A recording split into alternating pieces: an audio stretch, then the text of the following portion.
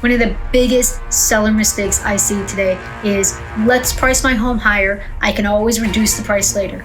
On paper, that sounds logical because buyers are afraid of leaving money on the table. The problem, though, is it doesn't take into account actual buyer psychology and buyer behavior. When a home first hits the market, it receives the greatest amount of attention it will ever get. Buyers are watching, agents are watching, online searches and saved alerts are going out. That first impression matters. Price too high, and what usually happens is you get fewer showings, fewer online saves, fewer offers, more days on market, and buyers begin to wonder what's wrong with this property. By the time the price is reduced, the excitement with it has faded, the listing feels stale, and buyers may assume they have gained some negotiating leverage.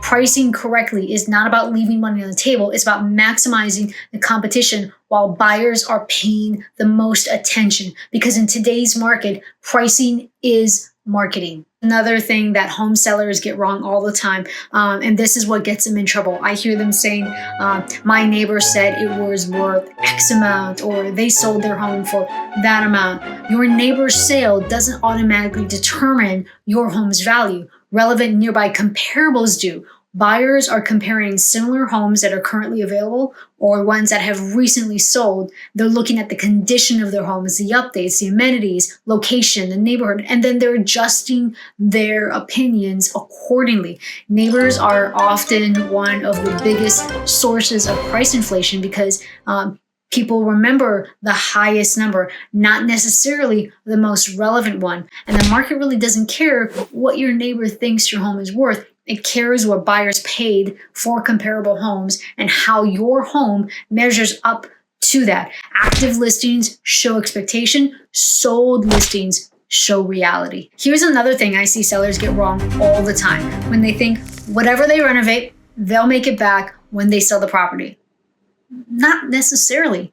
Sellers rarely receive a dollar-for-dollar return on the improvements that they make. Many homeowners assume they'll recover every dollar they spend when they remodel. Unfortunately, buyers don't reimburse receipts. They pay for perceived value, and some improvements absolutely increase marketability. Others simply bring the home up to the standards buyers already expect for the price that you're listing it at. The goal is not to spend the most amount of money. The goal is to make the home feel like it's giving them the best value. Another thing I hear from sellers that gets them in trouble: I'm gonna wait for the right buyer to pay my asking price. Okay, but for how long and at what cost?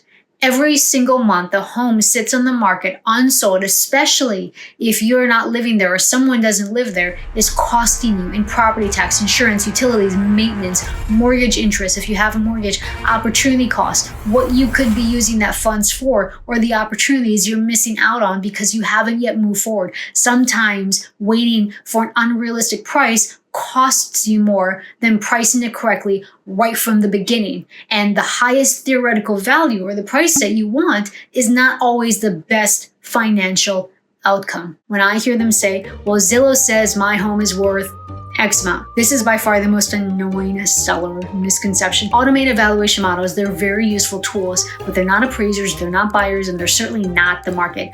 Algorithms estimate. The market decides. Here's the problem. Algorithms don't factor in the most relevant comparable homes, current conditions, the quality of the updates. That's a really big one. The location within the neighborhood, the view, the layout, deferred maintenance, another huge one. The current buyer demand and how the home feels to buyers. And by the way, Zillow is typically about 20% wrong. They are very unapologetic about that, and they state this on their website. So treat an online estimate as a starting point, not the finish line. A beautiful home will sell itself. Not necessarily. A beautifully overpriced home will sabotage itself.